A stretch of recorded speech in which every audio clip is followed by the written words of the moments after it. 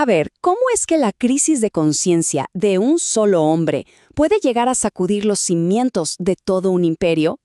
Hoy vamos a meternos de lleno en el viaje de Martín Lutero, un monje cuya lucha interna desató una revolución que cambió el mundo para siempre. Para entender bien a Lutero, primero hay que entender este choque, un choque fundamental.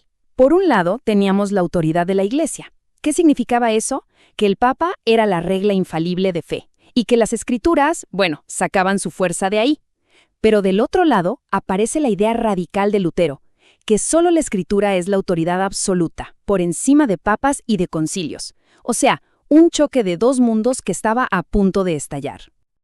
Pero antes de llegar a ese enfrentamiento a nivel mundial, tenemos que ir al origen de todo. Tenemos que entender la lucha interna de un solo hombre, porque todo, absolutamente todo, comenzó con la conciencia aterrorizada de un monje.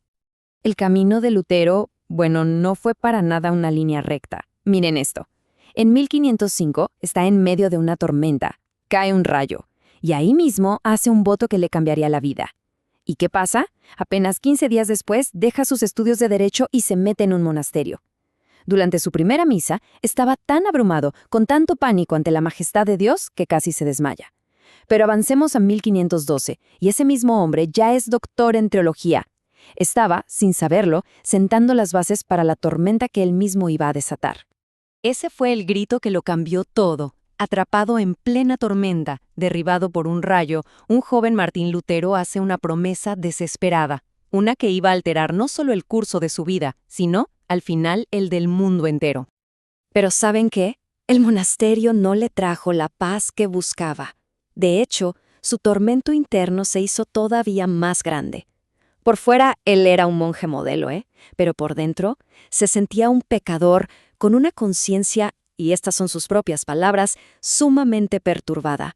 Simplemente no podía creer que todo lo que hacía, todas sus buenas obras, pudieran calmar a ese Dios que él se imaginaba que estaba siempre, siempre enojado. Y esto es importantísimo, Hay que entender que la lucha de Lutero no era por conseguir fama, ni riqueza, ni poder. Nada de eso. Su único deseo, lo que lo consumía por dentro, era algo totalmente espiritual. Lo único que quería era saber, tener la certeza de que Dios no estaba enojado con él. Y esa búsqueda intensa lo llevó directo a un concepto teológico que era, al mismo tiempo, la fuente de su terror y la llave para su liberación. Hablamos de la justicia de Dios. Vamos a ver cómo una frase que le daba pánico se convirtió de repente en la mejor de las noticias. Imagínenlo estudiando la Biblia día y noche. Y hay una frase que lo persigue, que no lo deja en paz: la justicia de Dios. Pero para Lutero esto no era para nada un consuelo. Al contrario, para él significaba la justicia activa de un Dios que castiga, sin piedad, a los pecadores. O sea que cada vez que leía esas palabras, no veía una buena noticia, veía una sentencia de muerte. Y aquí llegamos al corazón de su crisis. Pensemos. Si estuvo meditando día y noche en la Biblia, ¿cómo es posible que Lutero encontrara algo de esperanza en esa misma frase que le causaba un pavor tremendo? Y entonces, ¡pum!, llegó la revelación, el gran cambio. Lutero por fin comprendió que la justicia de Dios no era algo que Dios nos exige a nosotros, sino algo que Él nos da. Así de simple, un regalo. Dejó de ser ese estándar imposible de alcanzar y se convirtió en un don que se recibe únicamente a través de la fe. Y para que se hagan una idea de la magnitud de esto, escuchen sus propias palabras. Él escribió: «Sentí que había nacido de nuevo por completo y que había entrado al paraíso mismo por puertas abiertas».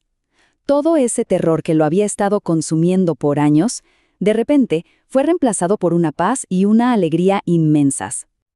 Pero claro, esta paz interna no se iba a quedar guardada.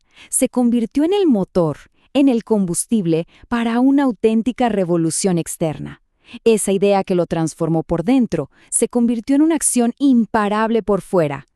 Y la energía que liberó este descubrimiento fue explosiva. Miren nomás su ritmo de predicación, era implacable.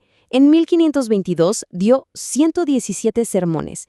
Unos años después, en 1528, ya eran casi 200. ¡200! Eso es básicamente un sermón cada 2 días, una dedicación que parece casi sobrehumana. Es que su trabajo fue monumental, en serio. No hablamos solo de los miles de sermones. También publicó cientos de panfletos y libros, aconsejó a muchísima gente y se enfrentó directamente a prácticas como la venta de indulgencias. ¿Y cuál era su arma? El látigo de la palabra de Dios.